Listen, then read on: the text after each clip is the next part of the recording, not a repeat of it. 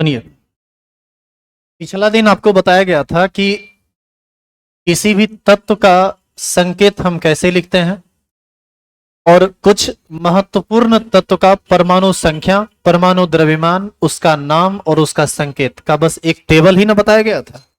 इससे ज्यादा कुछ भी बताया नहीं गया। चलिए आज हम इससे आगे बढ़ते हैं और शुरुआत करते हैं कुछ जनरल बातों की।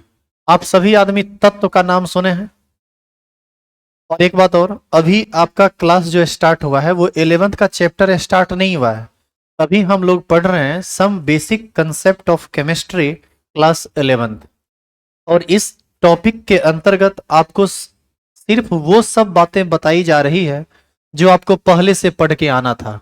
मतलब 9th-10th की बातों को ही बताया जा रहा है। अभी 5-7 दिन वही सब छोटा छोटा बात चलेगा, क्योंकि जब तक आप उस बेसिक चीज़ों को अच्छे से समझ नहीं लेते हैं आपको आगे की बात समझ में नहीं आएगी, परेशानी होगी। 9th-10th में पढ़े तो आप जरूर हैं, लेकिन बहुत अच्छे से चीज़ों को नहीं जानते हैं, इसीलिए उसको दोबारा बताया जा रहा है। ठीक है, जैसे आपको हम महसूस करा देते हैं कि आप ढंग से नहीं जानते हैं। देखिए, तत्व का नाम सुने हैं? बताइए। आप सुनिए, जवाब दिया कीजिए। जो पूछा जाए हाँ ना में जवाब मिलना चाहिए। ठीक है, तत्व सुने हैं या नहीं? अच्छा, तत्व के आप 3 चीज के बारे में बताइए। तत्व, यौगिक और मूलक। इसके बारे में पढ़े हैं आप? थोड़ा बहुत तो जानकारी होगी इसके बारे में। चलिए, परमाणु, अणु और आयन। अब देखो, बढ़िया बढ़िया आदमी को इसमें कंफ्यूजन होता है। वो लोग ढंग से समझते हैं लेकिन ढंग से नहीं। ढंग से समझना है तब आपको केमिस्ट्री समझ में आएगी। इसी सब बात को थोड़ा आज हम क्लियर करेंगे, आज से लेकर अगला 2-3 क्लास के अंदर।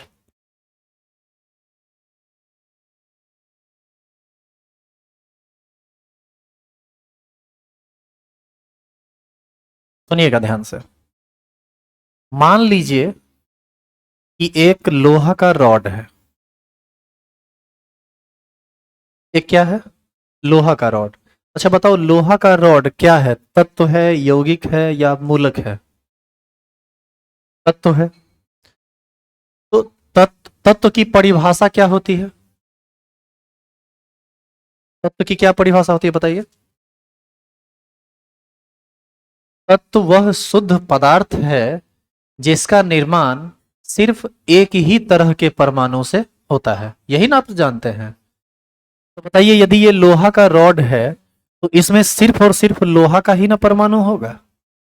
तो हम यहां पर लोहा का एक परमाणु, दूसरा, तीसरा, चौथा, पांचवा, छठा, इसमें करोड़ों अरबों परमाणु होगा। और ये सारा का सारा परमाणु किसका होगा? आयरन का। आयरन का सिंबल बताओ क्या होता है? Fe ये होता है इस तरह से। अब मान लीजिए कि कोई आदमी लिख दिया Fe तत्व और कोई आदमी लिख दिया Fe परमाणु। पहले आप हमको ये बताइए कि इस दोनों में सही कौन है? Fe तत्व लिखना सही है या Fe परमाणु लिखना सही है? Fe तत्व। अच्छा, यदि कोई Fe परमाणु लिखा है तो ये लिखना सही है या गलत है? वो भी सही है। अच्छा, इस पक्ष में कितने लोग हैं कि दोनों सही है? Fe तत्व लिखें ये भी सही है और Fe परमाणु लिखें ये भी सही है? केवल एक आदमी। चलिए खड़े हो जाइए। यदि ये दोनों सही है तो फिर दोनों में अंतर क्या है, या दोनों सेम चीज है? हाँ बिल्कुल सही। अब देखिए, इतने लोग बैठे हुए लेकिन शार्प नॉलेज मात्र एक आदमी के पास है। बिल्कुल सही। आप बैठ जाइए, सुनिए अब हम समझाते हैं इसका मतलब। देखो, कोई Fe तत्व लिखा ये भी सही है और कोई Fe परमाणु लिखा ये भी सही है। मतलब दोनों बात सही है, लेकिन दोनों बात के कहने का अलग अलग मतलब होता है। दोनों बात यदि कहा गया अलग अलग तो उससे अलग अलग चीजों का बोध होता है। देखो कैसे, ये लोहा का पूरा रॉड है तो ये बना हुआ किस चीज से होगा? लोहा के परमाणु से। यदि लोहा का ढेर सारा परमाणु एक जगह स्थिर होकर एक ठोस का निर्माण करे तो उसी को हम लोहा का क्या बोलेंगे? तत्व। और यदि हम इस एक परमाणु को यहां से निकाल लें, इस एक परमाणु को मान लो निकाल के बाहर कर लें, ये एक परमाणु है। यदि हम एक कण की बात करें तो ये केवल एक कण क्या कहलाएगा? परमाणु। यहां से ये बात स्पष्ट होता है कि किसी भी तत्व का जो निर्माण होता है वह उस तत्व के छोटे छोटे छोटे छोटे कई सारे परमाणुओं के आपस में मिलने से होता है। यहां यह स्पष्ट करता है कि तत्व का जो सबसे छोटा कण है उसी को हम क्या कहते हैं? परमाणु। यही बात समझ में?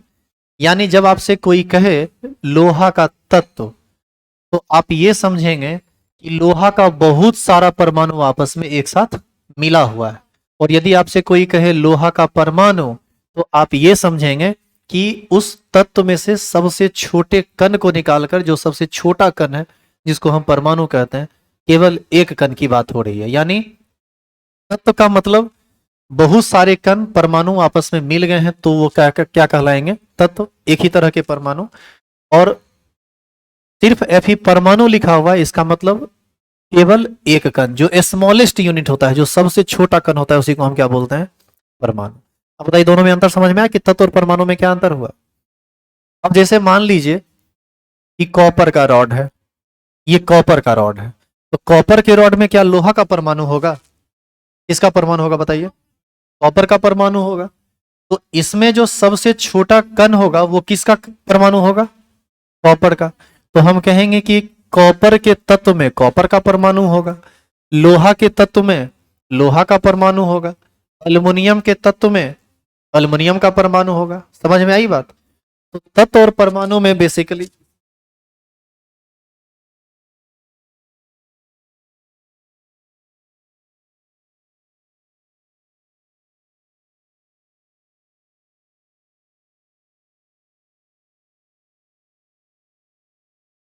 तो लोहा के तत्व में तो भाग के ऊपर भाग जाता है।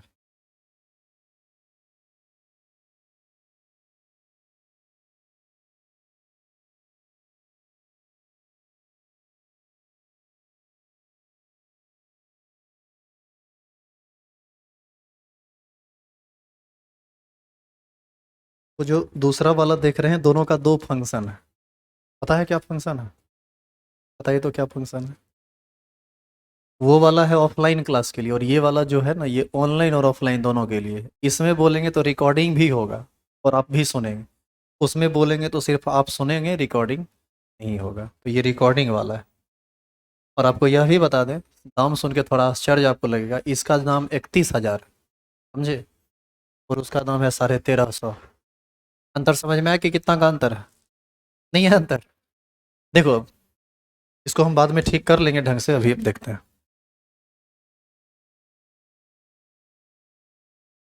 तो बताइए तत्व और परमाणु में अंतर समझ में आया कि क्या है? अब देखो यौगिक और अणु, शुरू के कुछ क्लास में ना हम लोग लिखेंगे बहुत कम और समझेंगे बहुत ज्यादा, क्योंकि अभी तक आप लिखे हैं समझे नहीं है। अब उल्टा करेंगे, समझेंगे लिखेंगे कम, अभी खास करके शुरू में कुछ 10 दिन कम से कम। अब देखो हम यौगिक समझते हैं और क्या समझेंगे? अणु। यौगिक को इंग्लिश में क्या कहते हैं? कंपाउंड। और अणु को क्या कहते हैं? मॉलिक्यूल। ये सब बात हम एक एक करके बाद में लिखाएंगे, अभी सिर्फ समझा रहे हैं। देखिएगा थोड़ा ध्यान से। हम एक ग्लास लेते हैं, इस ग्लास में हम पानी भर लेते हैं। क्या भरा हुआ है इसमें? पानी, वाटर। जरा बताइए वाटर का मॉलिक्यूलर फॉर्मूला क्या होता है? कितने लोगों को पता है वाटर का मॉलिक्यूलर फॉर्मूला क्या होता है बताइए? H2O। अरे अणुसूत्र की बात हम कर रहे हैं, H2O ही ना होता है। अब बताइए हम H2O लिखने के बाद यदि हम इसको यौगिक लिख दें तो, और यदि हम H2O लिखने के बाद अणु लिख दें तो कौन बात लिखना सही है? H2O यौगिक लिखना सही है या H2O अणु लिखना सही है, या दोनों सही है? बोलिए। दोनों सही है। H2O यौगिक लिखना भी सही है और H2O अणु लिखना भी सही है। लेकिन ये दोनों बात दो अलग अलग चीजों का बोध कराता है। देखिए क्या बोध कराता है। यदि आप एक गिलास पानी लिए तो इसका मतलब है कि इस एक गिलास में H2O का एक कण, H2O का दूसरा कण, H2O का तीसरा कण, चौथा कण, पांचवा कण, 100 कण, 150 कण, करोड़ कण, अरबों कण, ढेर सारा कण जब मिलेगा तब जाके एक गिलास पानी का निर्माण होगा। और सारे कण जब आपस में मिले हुए एक जगह पर रखे हुए हों तो उसको हम कहेंगे कौन चीज? H2O यौगिक। समझे? और यदि हम इस ग्लास से इस एक कण को बाहर निकाल लें, यानी एक H2O को बाहर निकाल लें, तो इसको क्या कहेंगे?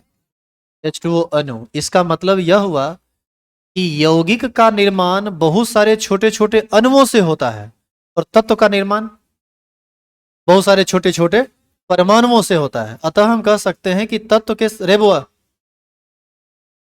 कहां है? ऐसे में कैसे समझोगे? तत्व का सबसे छोटा कण परमाणु होता है और यौगिक का सबसे छोटा कण अणु होता है। अब बताइए कि हम लोहा के तत्व से लोहा के परमाणु को तो निकाल सकते हैं, लेकिन वाटर से क्या हम सिर्फ हाइड्रोजन एटम को निकाल सकते हैं? नहीं निकलेगा। क्यों नहीं निकलेगा? क्योंकि हाइड्रोजन एटम यहां अकेला नहीं है। कैसे है वो? ये है ऐसे। हाइड्रोजन एटम किससे जुड़ा हुआ है? ऑक्सीजन से। आप एक हाइड्रोजन को निकालने का प्रयास कीजिएगा तो वो ऑक्सीजन से जुड़ा हुआ है, वो ऑक्सीजन एक और हाइड्रोजन से जुड़ा हुआ है, तो जब भी निकलेगा तो H2O निकलेगा, लेकिन सिर्फ हाइड्रोजन नहीं निकलेगा, सिर्फ ऑक्सीजन नहीं निकलेगा। लेकिन आयरन के रॉड से यदि हम आयरन के परमाणु को निकालना चाहें तो बताइए आयरन का परमाणु निकलेगा कि नहीं निकलेगा? इसका साफ मतलब है कि यौगिक में भी परमाणु रहता है, लेकिन परमाणु को आप अलग नहीं कर सकते हैं। वहां वहां पर जो वो कण रहता है वो आपस में जुड़ा हुआ रहता है, दो तीन आपस में जुड़ा हुआ रहता है। जैसे H2O में दो हाइड्रोजन और एक ऑक्सीजन जुड़ा हुआ है। और जैसे मान लीजिए कि आप H2SO4 लेते हैं, H2SO4 में एक कण, H2SO4 का दूसरा कण, H2SO4 का तीसरा कण, 100 कण, 1 करोड़ कण, 1 अरब कण आपस में मिला तो जो बर्तन में रखा हुआ है वो कहलाएगा H2SO4 का यौगिक। और यदि हम इस एक कण को निकाल लें तो ये क्या कहलाएगा? H2SO4 का अणु। और H2SO4 के इस एक अणु में टोटल परमाणु यदि हम गिनना चाहें तो बताओ, ये एक अणु है, इसमें 2 हाइड्रोजन का परमाणु है, 1 सल्फर का परमाणु है और 4 ऑक्सीजन का परमाणु है। तो यौगिक भी परमाणु से ही बनता है, लेकिन यहां पर परमाणु कुछ निश्चित अनुपात में मिले हुए होते हैं, कुछ निश्चित एक फिक्स मास रेशियो में जुड़ा हुआ होता है। अच्छा एक बात बताइए, वाटर का फॉर्मूला क्या आप H4O लिख सकते हैं क्या? आप क्यों नहीं लिख सकते हैं? इसलिए नहीं लिख सकते हैं कि H2O में 2 हाइड्रोजन और 1 ऑक्सीजन ही जुड़ता है, 3 हाइड्रोजन और 1 ऑक्सीजन या 4 हाइड्रोजन 1 ऑक्सीजन नहीं जुड़ता है। तो जब 2 या 2 से अधिक परमाणु आपस में निश्चित द्रव्यमान अनुपात में मिल जाते हैं तब जिस पदार्थ का निर्माण होता है उसी को हम यौगिक कहते हैं। और यौगिक का जो सबसे छोटा कण होता है उसी कण को हम अणु कहते हैं। क्लियर हुआ ये चीज? अच्छा अब बताइए कि आप मूलक का नाम सुने हैं? मूलक नहीं सुने हैं? रेडिकल। तुम लोग 10वां पास करके आए हो कि नहीं? तो 10वां में पढ़ा है कि नहीं रे? बताओ, तुम लोग को अणु यौगिक तत्व ये सब नहीं पता है? हम 11th का सिलेबस स्टार्ट करेंगे तुम सब भाग जाओगे क्लास छोड़ के। तुमको लगेगा कि बोर्ड पर रिसर्च करना शुरू कर दिए हम। अच्छा ये बताइए कि क्या अणु परमाणु तत्व यौगिक मूलक आयन ये सब क्या आज पहली बार हमारे मुंह से ही सुन रहे हैं या इससे पहले भी कभी सुने होंगे? इससे पहले भी सुने, लेकिन देख रहे हैं कि आपको जानकारी इसका नहीं है। और यदि जानकारी है तो शायद आप बोल नहीं पा रहे हैं। तो देखिए, यदि आप एक नॉलेज वाले आदमी हैं तो आपके पास दोनों स्किल होना चाहिए। आप लिख के भी दिखा सकते हैं, जैसे बोर्ड में आप लिख के, मैक्सिमम आदमी को देख रहे हैं कि 300 350 नंबर से ज़्यादा है, कुछ आदमी 400 से भी ज़्यादा के रेंज में। मतलब आप एक बहुत अच्छे स्टूडेंट हैं, इसलिए आपको उतना नंबर आया है। और यदि आप एक अच्छे स्टूडेंट हैं तो एक सिंपल सी बात है कि आप कॉपी में लिखे होंगे तभी आपको नंबर दिया है। और यदि आप कॉपी में लिखे हैं इसका मतलब आपके दिमाग में है वो बात। और यदि आपके दिमाग में बात है तो उसको दो तरह से एक्सप्रेस किया जा सकता है, एक लिख के और दूसरा बोल के। लिख के एक्सप्रेस करके आगे ये तो साबित कर दिया, और अभी आपको बोलने का है तो आप बोल नहीं रहे हैं। इस बात से कहीं ये अंदाजा ना लगाने लगे सामने वाला कि कहीं आप चोरी करके तो नहीं पास हुए, क्योंकि आप बोल नहीं पा रहे हैं। तो आपके पास एक्सप्रेशन स्किल होना चाहिए, आपके पास बोलने की क्षमता होनी चाहिए। यदि आप सच में नहीं बोल पाते हैं तो ये एक खामी है आपकी, ये एक दोष है आपका। तो बोलना है। हम देखते हैं सीबीएसई वाले लोग जो आते हैं या जो इंग्लिश मीडियम के लोग आते हैं, ये सब बोलने में बहुत सही रहता है। जो समझ में नहीं आया बोल दिया कि सर समझ में नहीं आया, समझ में आया हाँ सर समझ में आ गया। पूछे कि रे ये आता है, नहीं आता है सर, ये आता है हाँ सर आता है, क्या होता है तो बता देगा। तो ये वाला गुण आप में भी होना चाहिए। इसीलिए हम लोग आपसे थोड़ा ना फ्रेंडली रहेंगे सब दिन, इसलिए है कि आप हमको ये मत समझ लीजिए कि ये सर हैं इतना बच्चा को पढ़ाते हैं, ये कहाँ कहाँ तीर मारते हैं। ऐसा कुछ नहीं है यार, हम तुम्हारी तरह एक आदमी, एक साधारण आदमी है। तुम हमसे बात कर सकते हो, हम तुमसे बात कर सकते हैं, जो नहीं आएगा वो तुमको बता देंगे। अरे बस इतना है कि तुमसे थोड़ा ज्यादा जानते हैं तो तुमको पढ़ा देते हैं, बस इससे ज्यादा कुछ नहीं है। तो दिमाग में ये सब बात नहीं रखना है, आप हमसे खुल के बात कीजिए। हम सब आदमी इस क्लासरूम में एक फैमिली के जैसे हैं, एक फैमिली मेंबर के तौर पर हैं। और सभी लोग आपस में पढ़ाई से संबंधित बात कर सकते हैं, कन्फ्यूजन हो तो उसको दूर कर सकते हैं। तो इसके लिए ज़्यादा सोचना नहीं है और माथा में हावी मत कीजिए। और एक और बात, कभी लजाइए शरमाइए मत कि हमको योहो नहीं आता है, सर क्या सोचेंगे, लड़का सोचेगा लड़की क्या सोचेगी, लड़की सोचेगी लड़का सब क्या सोचेगा। सुनो, कोई कुछ नहीं सोचेगा, कुछ नहीं सोचेगा। यदि तुम ये इतना सोचते हो ना कि तुम्हारे बारे में कोई इतना सोचेगा, तो कोई कुछ सोचता ही नहीं है। एक बात समझिए, आप रोड पर आप चलिए और आपका मान लीजिए शर्ट फटा हुआ है। यदि आप रोड पर चल रहे हैं और शर्ट फटा हुआ है तो आप यकीन मानिए लोग देखेगा, अच्छा शर्ट फटा हुआ है ठीक है कोई बात नहीं, चल दिया। सामने गए कोई आदमी पूरा बढ़िया शर्ट पहने हुए, ठीक है अच्छा शर्ट, फिर आगे बढ़ गया। वो एक क्षणिक चीज होता है जो नजर पर दिखता है, दिमाग में जाके वहीं पर खत्म हो जाता है। लेकिन यदि हम क्लास में यहाँ पर बैठ के और यदि हम यहाँ पर फटा हुआ शर्ट पहन लें तो हमको लगता है ऐसा कि पूरे क्लास में आपका नजर सिर्फ हमारे फटे हुए शर्ट पर चला जाएगा। ऐसा इसलिए होता है क्योंकि हम आपके साथ लगातार बने हुए हैं। ऐसा नहीं है कि रोड पर चलते हुए दिखे और फिर चले गए। तो दोनों में अंतर क्या है? यदि आप खड़ा होके पूरा क्लास में खाली हम आपसे पूछ रहे हैं, आप कुछ बोल ही नहीं रहे, कुछ नहीं बोल रहे, कुछ नहीं बोल रहे, कुछ नहीं बोल रहे, ऐसे में आपको बता समझ लेगा आदमी। लेकिन यदि एक बार पूछे नहीं बोले कोई बात नहीं, नहीं आता होगा, दूसरी बार बोलिए। और यदि आता है तो बोलिए, नहीं आता है तो बोलिए कि सर हमको नहीं पता है। और हम किस लिए हैं यहाँ? बताने के लिए ही हैं। तो टेंशन मत लीजिए, आपको आपको नहीं आता है इसीलिए आप यहाँ हैं, आता तो आप यहाँ क्या करते? क्लियर है ये? लेकिन कुछ चीजें आपको आती होंगी और यदि आपसे पूछा जाता है तो आप जरूर उसका रिप्लाई दीजिए, ताकि हमको भी बेहतर लगे कि आप एक क्वालिटी वाले लोग हैं और अच्छा नंबर से पास किए हैं। तो ये समझ में आए कि आप नॉलेज लेकर आए हैं, ऐसे नहीं आए। चलिए आगे बढ़ाते हैं। तत्व और परमाणु में अंतर समझ में आ गया। सुनो परिभाषा सुन लो। तत्व की परिभाषा है, तत्व वह शुद्ध पदार्थ है जिसका निर्माण एक ही तरह के परमाणु से होता है, उसे हम तत्व कहते हैं। जैसे आयरन हो गया, लोहा का रॉड हो गया, कॉपर तांबा का रॉड हो गया, अल्युमिनियम का रॉड हो गया, ये सब तत्व कहलाएगा। क्यों कहलाएगा? क्योंकि ये सब एक ही तरह के परमाणु से बने होते हैं। अब आइए यौगिक। यौगिक वह शुद्ध पदार्थ है जिसका निर्माण दो या दो से अधिक तरह के परमाणुओं के आपस में निश्चित द्रव्यमान अनुपात में मिलने से होता है। जैसे H2O देखो, बताओ ये किसका फॉर्मूला है? जल का। हाइड्रोजन का एटॉमिक मास एक होता है, एक हाइड्रोजन का एटॉमिक मास एक, तो दो का दो। एक ऑक्सीजन का एटॉमिक मास, ऑक्सीजन का 16, एटॉमिक नंबर 8 होता है, एटॉमिक मास परमाणु द्रव्यमान 16 होता है। तो बताइए 2:16 यानी 1:8 का रेशियो है। इसका मतलब यदि 1 ग्राम हाइड्रोजन होगा तो 8 ग्राम ऑक्सीजन होगा। पूरे पानी, एक गिलास पानी ले लो, एक बाल्टी पानी ले लो, एक ड्राम पानी ले लो, पूरा तालाब पानी ले लो, पूरा समुद्र पानी ले लो, कहीं भी वाटर में हाइड्रोजन और ऑक्सीजन का जो रेशियो होगा मास का, हाइड्रोजन यदि 1 ग्राम होगा तो ऑक्सीजन 8 ग्राम होगा। इसी को हम लोग बोलते हैं यौगिक। अब जैसे H2SO4, H2SO4 में एक हाइड्रोजन का एटॉमिक मास एक, तो दो हाइड्रोजन का एटॉमिक मास दो। सल्फर में 51 परमाणु है, सल्फर का एटॉमिक मास 32 होता है। और ऑक्सीजन का 16, 16 चौक 64 काहे गुना 4 काहे किए? क्योंकि ऑक्सीजन का कितना परमाणु है? 4। तो बताइए 64 हुआ। बताइए तो इसमें कुछ कॉमन होगा? 2 कॉमन होगा, यहाँ बचेगा 1, यहाँ बचेगा 16 और यहाँ बचेगा 32।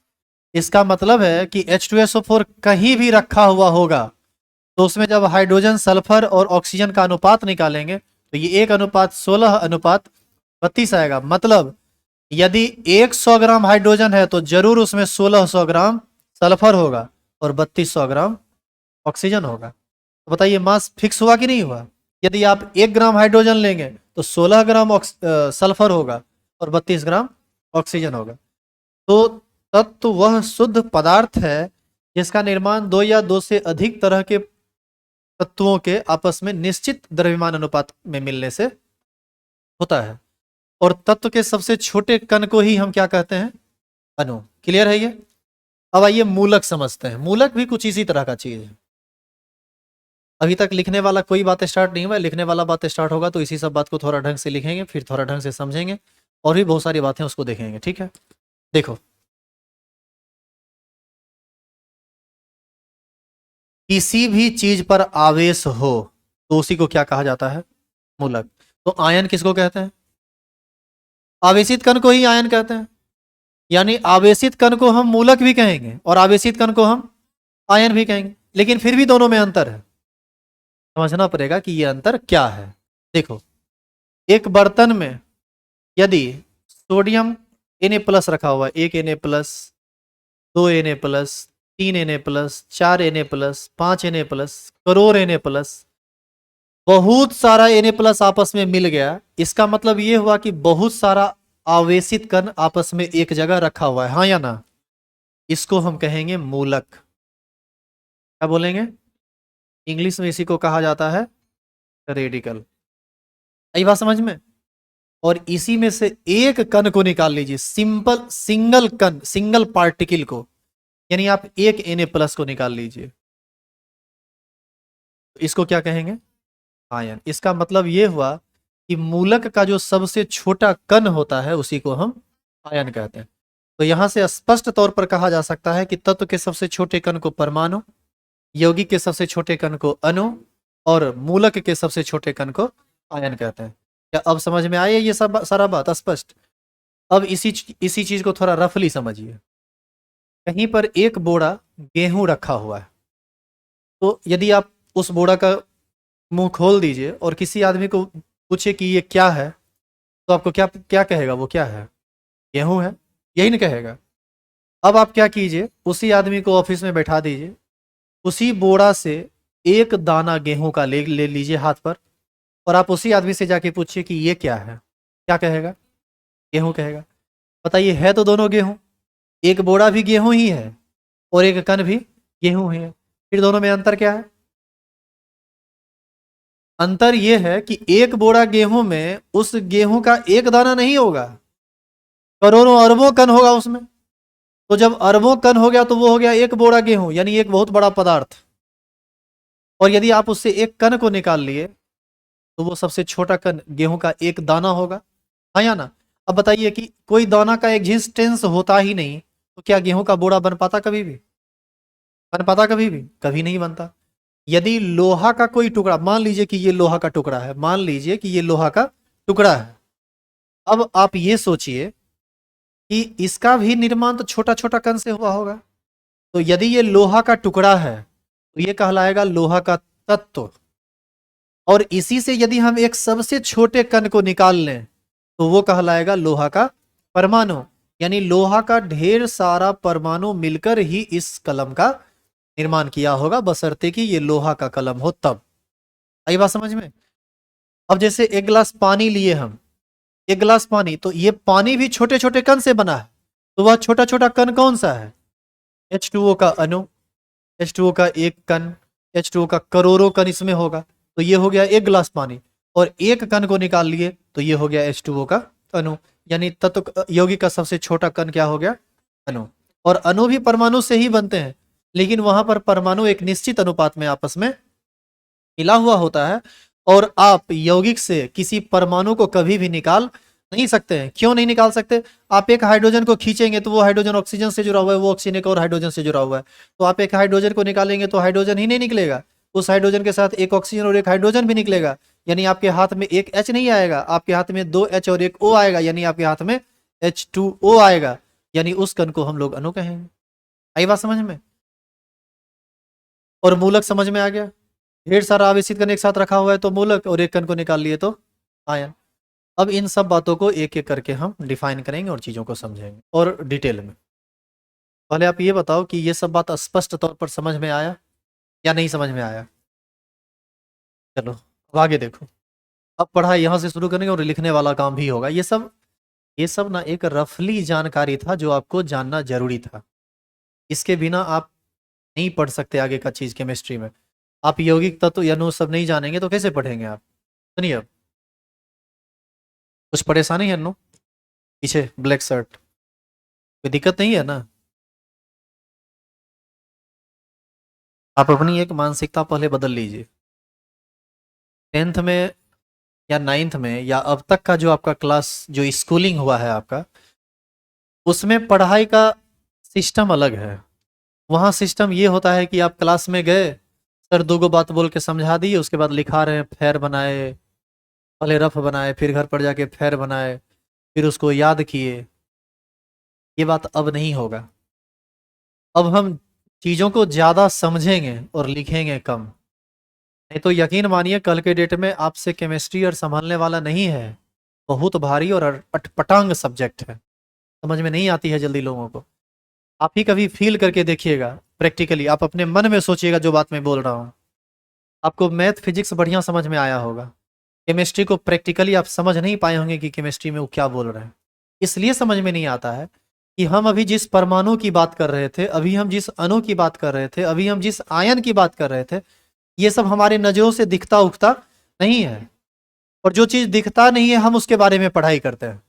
तो कहीं ना कहीं हमको एक कल्पना में जीना पड़ता है, एक काल्पनिक पढ़ाई पढ़नी पड़ती है। लेकिन उसी चीज को आप लैब में जाएंगे, एक्सपेरिमेंट करेंगे, माइक्रोस्कोप से देखेंगे तो वो हर चीज आपको दिखेगा, नजर आएगा, तब आपको बेहतर समझ में आएगा। लेकिन आपके स्कूल में, आपके कॉलेज में लैब का व्यवस्था नहीं है, कोचिंग में भी लैब का व्यवस्था नहीं है। 3-4 हज़ार में क्या चाहते हो कि रिसर्च करा दें?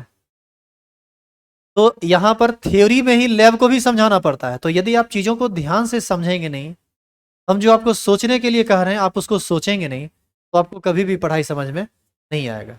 और इसी वजह से आपको केमिस्ट्री समझ में अभी तक आया नहीं। जैसे हमने कहा ये लोहा का टुकड़ा है और आप इससे सबसे छोटे कण को निकालिएगा तो वो आयरन का एटम कहलाएगा। क्या आपकी क्षमता है कि आप इससे लोहा का एक एटम निकाल लें? नहीं निकाल सकते आप। और गलती से निकल गया तो वो आपको दिखेगा नहीं। लोहा का कण इतना छोटा होता है, लोहा का परमाणु, कि वो आपको दिखेगा कभी भी? लेकिन गेहूं के बोरा से गेहूं का एक दाना निकालेंगे तो वो दिखेगा, आया ना? तो गेहूं का बोरा भी दिखता है, गेहूं का एक दाना भी दिखता है, तो उस पर समझ में आ जाती है बात। लेकिन यहाँ लोहा का रॉड तो दिख रहा है लेकिन लोहा का परमाणु दिखता उगता नहीं है। अब पढ़ना है हमको परमाणु के बारे में, तो बताइए कहाँ से समझ में आएगा अच्छे से? इसीलिए बार बार कहते हैं कि चीज़ों पर ध्यान दीजिए, समझिए ज़्यादा, शुरू में खास करके। बाद में लिखने वाला काम तो होबे करेगा, लिखने वाला काम तो आप सोचे नहीं होंगे उससे कहीं ज़्यादा लिखा जाएगा। लेकिन पहले दिमाग में लिखना है, बाद में कॉपी पर। अच्छा एक और बात बताइए, यदि कॉपी पर आप 10 पेज लिख लिए और चीज़ों को समझे नहीं, तो बताइए आपसे हम कहें क्या कि इसको आप पढ़ के आइए और उसके बारे में लिखिए, तो साइंस है, समझे नहीं तो रट भी नहीं पाओगे, तुम लिख नहीं पाओगे। लेकिन जरा सोचो कि यदि उस 10 पेज को तुम दिमाग में लिख लिया और कॉपी पर नहीं लिखा, तुमको बोलेंगे कि तुम लिखो, तुमको जो अभी पढ़ाया हुआ तुम उसको लिखो। जैसे अभी तुम लिखे नहीं ना हो कुछ, तुम अभी कुछ नहीं लिखे हो, फिर भी तुमको हम बोले कि तुम एक आर्टिकल लिखो तत्व पर, यौगिक पर, अणु पर, परमाणु पर, मूलक पर और आयन पर। तो हमको लगता है कि यहाँ बैठे हुए तमाम लोग कम से कम 10-20 लाइन तो लिख ही देंगे, हाँ या ना? तत्व के बारे में लिखेंगे कि यह शुद्ध पदार्थ है जो केवल एक तरह के परमाणु से बनता है। परमाणु जो है यह तत्व का ही सबसे छोटा कण होता है। तत्व हमें दिखेगा लेकिन परमाणु हमें दिखता नहीं है। फिर आप कहेंगे कि यौगिक भी शुद्ध पदार्थ है, इसका निर्माण दो या दो से अधिक परमाणुओं के आपस में निश्चित द्रव्यमान में मिलने से होता है। यौगिक के ही सबसे छोटे कण को हम अणु कहते हैं। अणु हमें दिखेगा लेकिन, सॉरी, यौगिक हमें दिखेगा, हमारी आंखों से दिखेगा, लेकिन अणु खुली आंखों से दिखने वाला नहीं है, क्योंकि वो इतना छोटा कण है कि वो हमको दिखने वाला नहीं है। क्या आ गई बात समझ में? इसी प्रकार आगे मूलक पढ़ जाएंगे, मूलक के ही सबसे छोटे कण को हम आयन कहते हैं। और आगे एक इंटरेस्टिंग बात जानिए, मूलक मूलक भी आपको खुली आंखों से नहीं दिखेगा और आयन भी आपको खुली आंखों से नहीं दिखेगा। काहे नहीं दिखेगा, ये सब बात आप आगे समझेंगे, ये बात अभी तुरंत आपको हम नहीं समझा पाएंगे। चलिए अब आगे की बात देखिए, यहां तक स्पष्ट है? सुनिए, अब शुरू में कुछ इमेजिनेशन जब तक नहीं करोगे ना केमिस्ट्री नहीं समझ में आएगा, इसीलिए हम बार बार तुमको इमेजिनेशन करवा रहे हैं। आप अपने अगल बगल जिस चीज पर आपका नजर जाता है हर चीज पर नजर डालिए और उसको ध्यान से देखिए। जैसे यहाँ बेंच का काठ रखा हुआ है, फिर बेंच में लोहा लगा हुआ है, हम ये कपड़ा पहने हुए हैं, ये माइक है, आप हैं, हम हैं, बोर्ड है, इधर व्हाइट बोर्ड लगा हुआ है, उधर दीवार है, फैन चल रहा है, टीवी लगा हुआ है। कुछ ऐसा चीज है जो आपको दिख रहा है, लेकिन इस क्लासरूम में कुछ ऐसा भी चीज है, इस क्लासरूम में ही नहीं बल्कि और जगह, जो आपको दिख भी नहीं रहा है। जैसे हवा, एयर। लेकिन अभी आप फैन चला के बैठे हुए हैं, तो फैन चला के बैठे हुए हैं तो फैन और आपके बीच में कुछ है जो आपसे टकरा रहा है। क्या टकरा रहा है?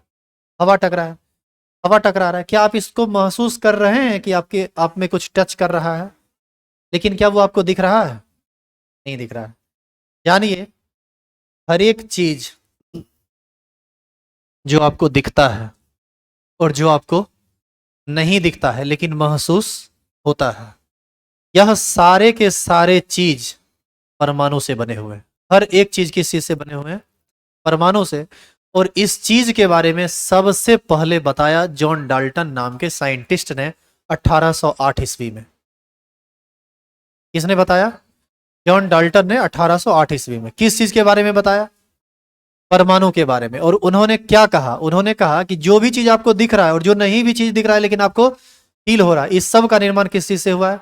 परमाणु से। तो उसने उनसे आदमी पूछा कि आप जो कहते हैं कि परमाणु से बना हुआ है, तो परमाणु कहाँ है, कहाँ दिख रहा है, कैसे हम समझेंगे कि परमाणु है? तो उन्होंने कहा कि देखो, ये लोहा का कण है, मान लो कि ये किस चीज का कण है? लोहा का। आप इसको दो भागों में काट दो, फिर चार भागों में काट दो, आठ भागों में काट दो, काटते रहो काटते रहो काटते रहो काटते रहो काटते रहो, काटते काटते काटते काटते काटते इतना काट दो, इतना काट दो कि अब इसको और काटा ना जा सके। ऐसा करने पर तुमको एक सबसे छोटा कण मिलेगा। जो सबसे छोटा कण मिलेगा जिसको तुम और विभाजित नहीं कर सकते हो, उसी को उन्होंने क्या कहा? परमाणु। यानी जॉन डाल्टन ने कहा कि परमाणु किसी भी पदार्थ का सबसे सूक्ष्मतम कण होता है। ये शुरुआत की बात बता रहे हैं। इसी को हम लोग क्या बोलते हैं? परमाणु। और डाल्टन ने यह भी कहा कि परमाणु को विभाजित किया नहीं जा सकता है। लेकिन बाद में साइंटिस्ट लोग आए और उन्होंने पाया कि परमाणु के अंदर भी कुछ छोटा छोटा कण है, जिसको हम इलेक्ट्रॉन, प्रोटॉन और न्यूट्रॉन कहते हैं। यानी जॉन डाल्टन के द्वारा कहा गया यह बात गलत हो गया कि परमाणु अविभाज्य है। परमाणु भी विभाज्य है। यानी परमाणु के अंदर भी और भी छोटे छोटे कण होते हैं। और आप सभी आदमी जानते होंगे कि परमाणु के अंदर तीन मौलिक कण होते हैं, जिसको हम इलेक्ट्रॉन, प्रोटॉन और न्यूट्रॉन कहते हैं। आई बात समझ में? अब देखो, इलेक्ट्रॉन, प्रोटॉन और न्यूट्रॉन को प्रैक्टिकली फील करना है। अभी तक आप खाली नाम सुने, देखिए कैसे फील करेंगे। ये लोहा, इधर देखो, इस चीज को हम प्रॉपरली दिखा नहीं सकते हैं आपको, लेकिन आप कल्पना कीजिए, आपको दिख जाएगा। ये क्या है? लोहा का परमाणु, सॉरी लोहा का तत्व। इसको काटते जाइए काटते जाइए काटते जाइए, काटते काटते एक सबसे छोटा कण जो मिलेगा उसी को क्या बोलेंगे? परमाणु। उस परमाणु के अंदर कितना चीज रहता है? तीन चीज, इलेक्ट्रॉन, प्रोटॉन और न्यूट्रॉन। बाद के साइंटिस्ट ने यह साबित किया कि इलेक्ट्रॉन पर ऋण आवेश होता है, प्रोटॉन पर धन आवेश होता है और न्यूट्रॉन पर किसी तरह का कोई भी आवेश नहीं होता है। और आप सभी लोग जानते होंगे कि हर एक परमाणु में नाभिक होता है। उस नाभिक में दो चीज रहता है। कौन कौन चीज? प्रोटॉन और न्यूट्रॉन। और ये जो इलेक्ट्रॉन होता है, ये इलेक्ट्रॉन उस परमाणु के कक्षा में लगातार चक्कर लगाता रहता है। बाद के साइंटिस्ट ने यह भी बताया कि परमाणु में अलग अलग संख्या में कक्षा हो सकते हैं। कक्षा एक भी हो सकता है, दो भी हो सकता है, तीन भी हो सकता है। जैसे ये एक कक्षा वाला परमाणु है, ये 2 कक्षा वाला परमाणु है, ये 3 कक्षा वाला परमाणु है। इलेक्ट्रॉन गोल गोल आकृति में घूमता है, इसी वजह से किसी भी परमाणु का आकार गोलाकार होता है, इसके बारे में बताया गया। तो इलेक्ट्रॉन कहाँ रहते हैं? कक्षा में चक्कर लगाता रहता है। और प्रोटॉन न्यूट्रॉन कहाँ रहता है? नाभिक में रहता है। हाँ, बाद के साइंटिस्ट ने यह बताया कि इलेक्ट्रॉन मुक्त अवस्था में नहीं रह सकता है, वह जब भी रहेगा तो परमाणु के अंदर रहेगा, परमाणु के साथ रहेगा। यानी परमाणु के अंदर इलेक्ट्रॉन, प्रोटॉन और न्यूट्रॉन होते तो हैं, लेकिन इसको अलग किया नहीं जा सकता है। ये सब एक साथ रहते हैं। किसी भी परमाणु को आप लीजिए, जैसे हाइड्रोजन परमाणु, इसी आगे बढ़िए, हीलियम परमाणु, लिथियम परमाणु, एक हाइड्रोजन परमाणु है। हाइड्रोजन परमाणु में न्यूट्रॉन नहीं होता है, बाद बाकी जितना भी परमाणु है सब में इलेक्ट्रॉन भी होता है, प्रोटॉन भी होता है और न्यूट्रॉन भी होता है। हर एक परमाणु के ये 3 मौलिक कण होते हैं। अच्छा ये बताइए, मौलिक कण का क्या मतलब? मौलिक कण का मतलब उस कण से है जो हर चीज में उपस्थित हो। जैसे आप सब आदमी हैं, हम भी आदमी हैं, हमारे अंदर एक मौलिक पार्ट है आंख। बताइए सबके पास है? आदमी है तो आंख होगा। अच्छा छोड़िए, हो सकता है कोई अंधा हो। हाँ कि हाँ या ना? अब बताइए, हर एक आदमी है, उसके पास लीवर होगा कि नहीं होगा? अब कहेगा कि नहीं, लीवर नहीं होगा। लीवर नहीं होगा तो आदमी बचेगा? मान लो किसी आदमी के पास पैर नहीं है, पैर नहीं है फिर भी वो जिंदा है, अरे वो लंगड़ा है। हाथ नहीं है, लुल है। लेकिन बताओ, कोई कहेगा कि उसके पास नाके नहीं है। नाक तो अरे टेढ़ो बाकुल होगा तो जरूर है, तब तो वो सांस लेगा। तो मौलिक कण का मतलब होता है वह कण जो हर एक परमाणु के पास हो। इलेक्ट्रॉन, प्रोटॉन और न्यूट्रॉन, ये 3 मौलिक कण हैं परमाणु के, जो हर एक परमाणु के पास होते हैं। एकमात्र अपवाद है हाइड्रोजन। हाइड्रोजन में न्यूट्रॉन नहीं होता है, उसमें सिर्फ इलेक्ट्रॉन होता है और प्रोटॉन होता है। देखो बाबू, ये सब बात जितना हम बोल रहे हैं, ये सब बात हम तुमको लिखाएंगे, तुम छटपटाना मत। तुम ये मत सोचना कि आज आए अब बैठले चले गए। आप यकीन मानिए, यदि कोई क्लास लेक्चर का चल रहा है और हम आपको समझा रहे हैं, तो इससे बेहतर कोई क्लास नहीं हो सकता है। इसलिए अभी थोड़ा समझने का आदत डालिए। लिखने का आदत तो आप डाले हुए पहले से हैं ही, पकड़ के छपोड़ते रहते हैं, वो आदत भूलिए। अब लिखना कम है, समझना ज़्यादा है।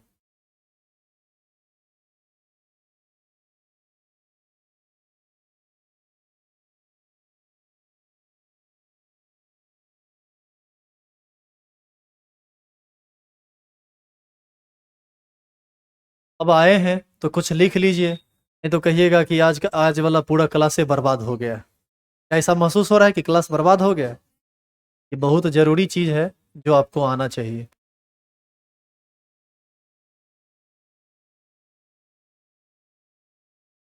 हम देखते हैं 12th में कुछ नया नया लोग आता है ना पढ़ने के लिए। सुनो सुनो थोड़ा, अभी तो आप नए हैं, आप अभी हमको नहीं ज़्यादा समझ पा रहे हैं, दूसरा दिन मात्र हुआ है। तो धीरे धीरे देखिएगा कि हम समझाते बहुत ज़्यादा है, लिखाते कम है। तो आप देखिएगा, कुछ लोग कहता है क्या कि सो जैसे एक दिन आधा पेज यदि लिखा है, तो क्लास घर पे जाके बोलेगा या डेरा में जाके बोलेगा पढ़ाई नहीं हुआ ज़्यादा, आज आधे पेज पढ़ाई हुआ। अच्छा एक बात बताइए, यदि 3 पेज पढ़ाई हो तो आप उसको उतार सकते हैं, लेकिन आधा पेज लिखाया गया हो और पूरा क्लास समझाया गया हो, क्या आप उसको उतार पाइएगा? इसीलिए क्लास की कंसिस्टेंसी जरूरी है। हम जिन चीज़ों को आज बोले हैं, कल जो आएगा उसको समझ में नहीं आएगा कि क्या बोले हैं। और जो बोले हैं वो काफ़ी प्रैक्टिकल है, ये कहीं बुक में लिखा हुआ मिलता उलता है नहीं, इसीलिए लोग चीज़ों को ढंग से समझ नहीं पाते हैं।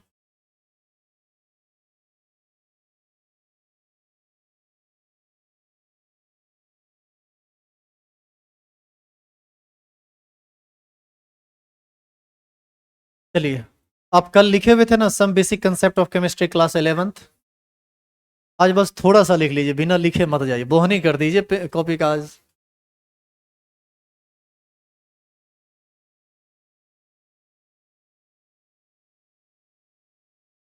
सबसे पहले आप स्टार लगाइए और लिखिए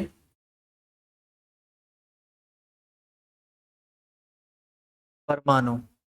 अब इसका इंग्लिश नाम क्या होता है? एटम। इसके बारे में किसने बताया? जॉन डाल्टन ने। कब बताया? 1808 ईस्वी में। अब देखो, एटम उन्होंने नाम कैसे रखा उस बात को भी समझो। एटम को 2 भागों में बांटा जाता है, ए प्लस टम। ए का मतलब होता है नोट और टम का मतलब होता है टू बी कट। इसको पूरा पूरा लिखेंगे तो बोलेंगे नोट टू बी कट, मतलब ऐसा कण जिसको काटा नहीं जा सकता है। लेकिन डाल्टन ने यह बात पूर्ण रूप से सही नहीं कहा था, बाद में पता चला कि ये विभाज्य है, इसके अंदर भी इलेक्ट्रॉन प्रोटॉन और न्यूट्रॉन होते हैं। तो पहले आप यहां तक लिख लीजिए, तो स्टार लगा के लिखिए परमाणु बाय जॉन डाल्टन, ये सब लिख लीजिए, और उसके बाद हम इसका परिभाषा लिखेंगे।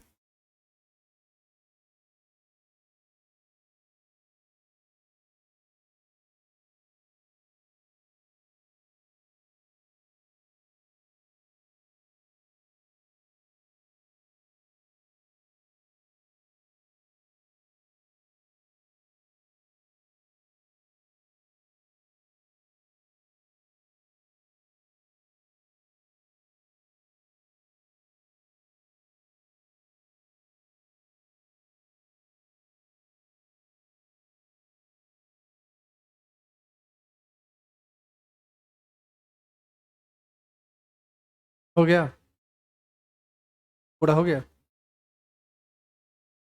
तो ये था परमाणु का मतलब, परमाणु का इंग्लिश एटम, और एटम कहां से आए ये बता रहे थे। अब यहां से हम परमाणु की परिभाषा लिखेंगे, तो दोबारा फिर से हेडिंग डाल के इस परिभाषा को लिख के आज छोड़ दीजिए।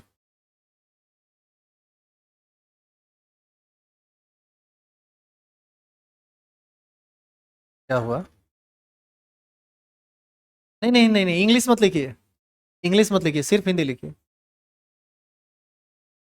आप सिर्फ हेडिंग का हिंदी और इंग्लिश दोनों लिखा कीजिए, परिभाषा को सिर्फ हिंदी में लिखिए। आप हिंदी मीडियम से हैं ना, तो हिंदी मीडियम में लिखिए।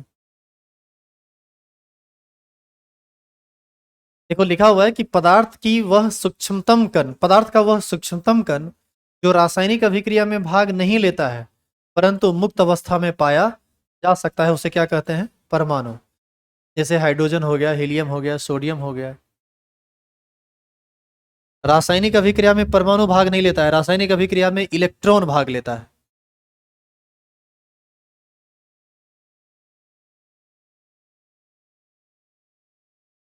जो चीज इस स्क्रीन पर डिस्प्ले हो रहा है वही चीज उस स्क्रीन पर डिस्प्ले हो रहा है। जिनको जो बोर्ड दिख रहा है, जो भी एलईडी से दिख रहा है, उससे आप देखिए।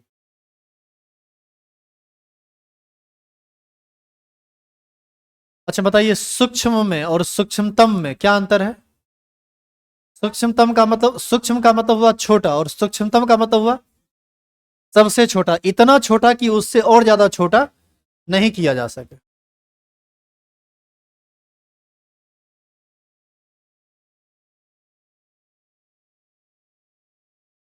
आप बस आज इतना लिख के छोड़ दीजिए।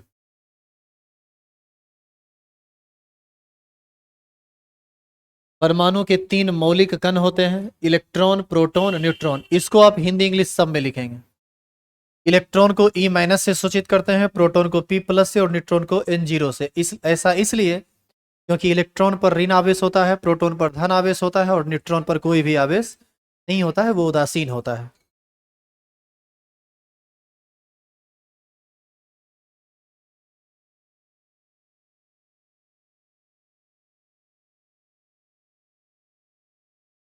देखो एक टीचर के लिए जो है ना, लिखा देना बहुत आसान होता है, क्योंकि बोलने में बहुत एनर्जी खर्च होती है। अब बताइए कि यहाँ पर आप लिख रहे हैं, हमको कोई मेहनत करना पड़ रहा है?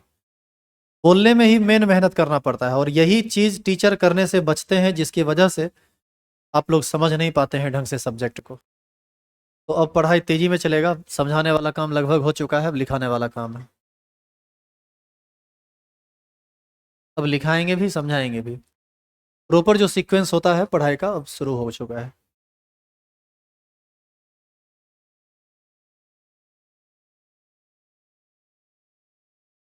इलेक्ट्रॉन को हिंदी में भी इलेक्ट्रॉन ही लिखते हैं, प्रोटॉन को हिंदी में भी प्रोटॉन ही लिखते हैं, और न्यूट्रॉन को हिंदी में भी न्यूट्रॉन ही लिखते हैं। तो क्यों ना आज के बाद हम जब भी इलेक्ट्रॉन लिखें तो इंग्लिश में लिखें, क्या जी? क्या कि देखो, इलेक्ट्रॉन, प्रोटॉन, न्यूट्रॉन हिंदी में लिखना भी टफ है। प्रो प्रो पता नहीं क्या क्या आता है, यहाँ देखो कितना आसान है। और हम हमेशा सूचित करेंगे, इलेक्ट्रॉन और जब लिखना होगा तो हम हमेशा देखना सूचित करेंगे ई माइनस से। ई माइनस से लिख दें समझ लेना इलेक्ट्रॉन, पी प्लस लिख दें समझ लेना प्रोटॉन, और एन जीरो लिख दें तो समझ लेना न्यूट्रॉन।